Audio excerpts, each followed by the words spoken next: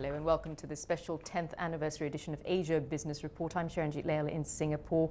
We start in Brussels, where Premier Wen Jiabao and some of China's leading executives will attend a one-day business summit with their European Union partners.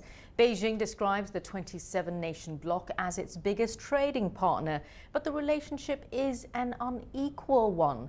Data from the EU shows that over the first 7 months of the year, it exported just over $100 billion worth of goods to China. But that's less than half the amount the Asian state sent in the other direction, close to $240 billion worth. European leaders say an undervalued currency, the yuan, is helping cause the imbalance.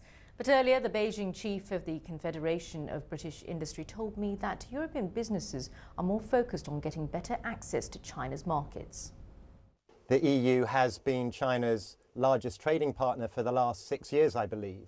And one amazing fact about all of that is that EU outbound investment to China amounts to only 5.3 billion euros per year, or 3%. So more goes to Switzerland than actually to China. So there's huge opportunity to increase the bilateral, or should I say the multilateral trade between EU nation states and China.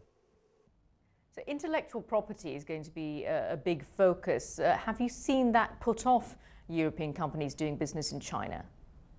I think we've seen examples recently of where local Chinese patent laws have put European business off investing in China. A good example would be Schneider in the port city of Wenzhou last year. It was hit with heavy fines for allegedly infringing on domestic competitors' copyrights.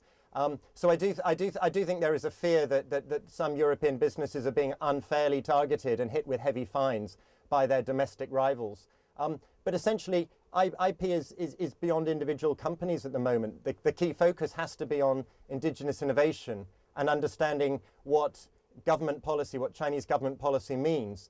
And that is essentially to ensure that as much proprietary technology is onshored in China in order for the European businesses to access the market.